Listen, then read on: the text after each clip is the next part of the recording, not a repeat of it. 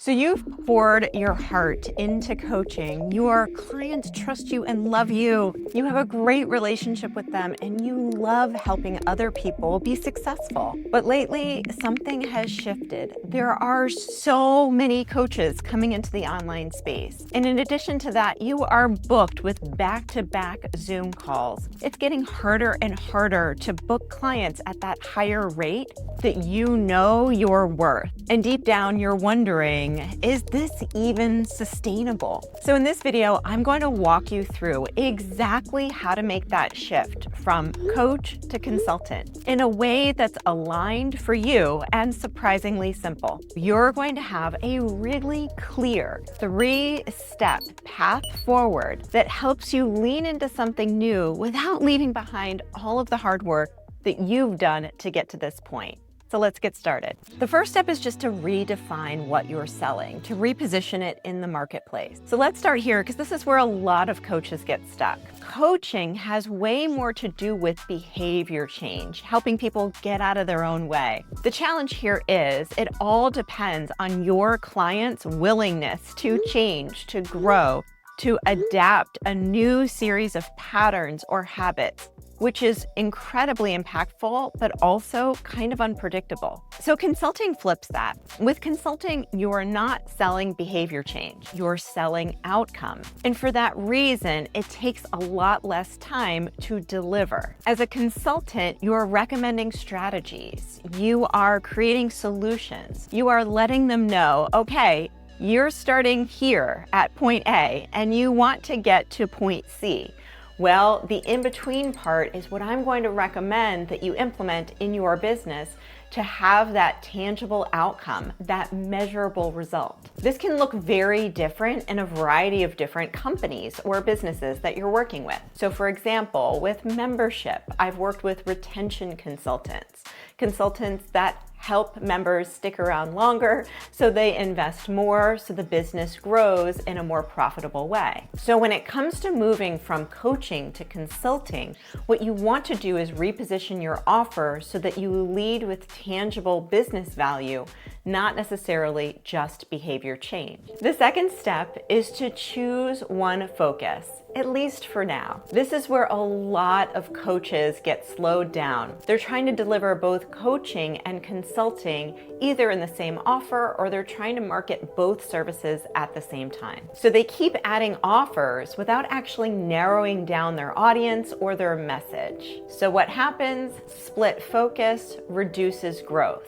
Scattered energy creates burnout. What you end up doing is you're running in multiple different directions, taking money from anybody that comes your way, and that is not scalable or sustainable. So if you're used to offering a lot of different programs or offers to different audiences, and you are marketing them all at once, the thing is that your audience is completely confused about what it is that you do. You're kind of like that friend that never gets asked to the prom, but everybody likes, because they don't really know how you can help them. And the truth is, you might not totally be clear on that either. That's why your clarity on who you help and how you help them not only builds your own confidence, but the confidence of the people that you're selling to as well. So that's why I always recommend this, particularly if you're under $250,000 in revenue a year. Pick one lane, fully own it, and go deep before going wide. When my students make this decision, the results are almost always instantaneous. One of my students recently paused her group coaching program to go all in on consulting, and within 3 months, her revenue doubled. This isn't because she was working more or putting more hours in. This is because she stopped confusing her audience and herself with leading with too many offers in the marketplace at once. So you can always bring back coaching later. You can always scale with courses later. You can make them a back-end add-on, so it's only being sold to people who are already familiar with you. But when it comes to scaling quickly, making sure that you are going out to the market with only one single offer will set you up for success from the beginning. And the third step is to position yourself as a consultant. This is where it all starts to click, and it really has nothing to do with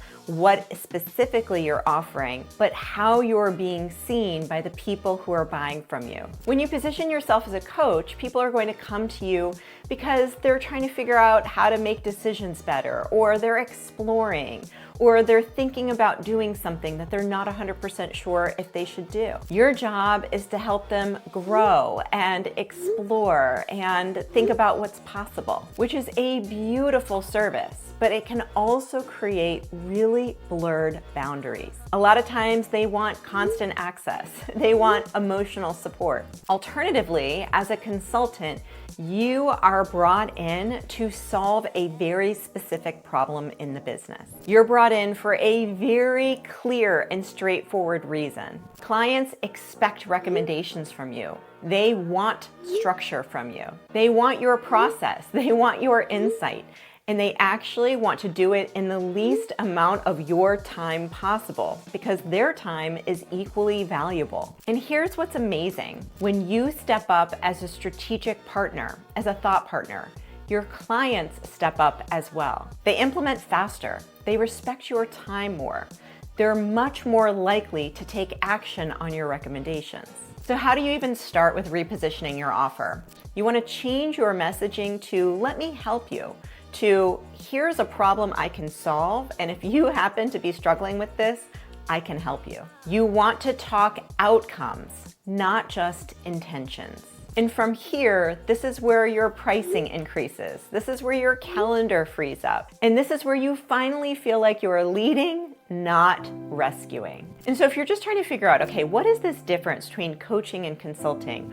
Or you've been told that they're the same thing, which they're not. I highly recommend watching this other video on the key differences between coaching and consulting. So that'll really help you sort out what lane you want to be in and help you figure out what is the right path for you.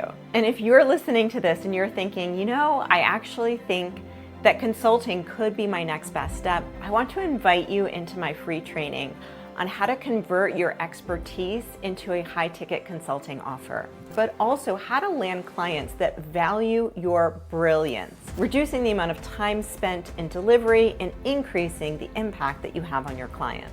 So you'll find the link with the details in the description below. Here's the truth. You're not leaving behind coaching for consulting. You're just up-leveling and evolving your own offer and business. You're shifting from behavior change to business outcomes. And you're positioning yourself as a thought partner, a strategist, versus somebody who's there for emotional support. If this is something that you feel called to and you're listening and you're like, yes, this is something that I could see myself doing, make sure to check out that link below and I'll see you in the next video.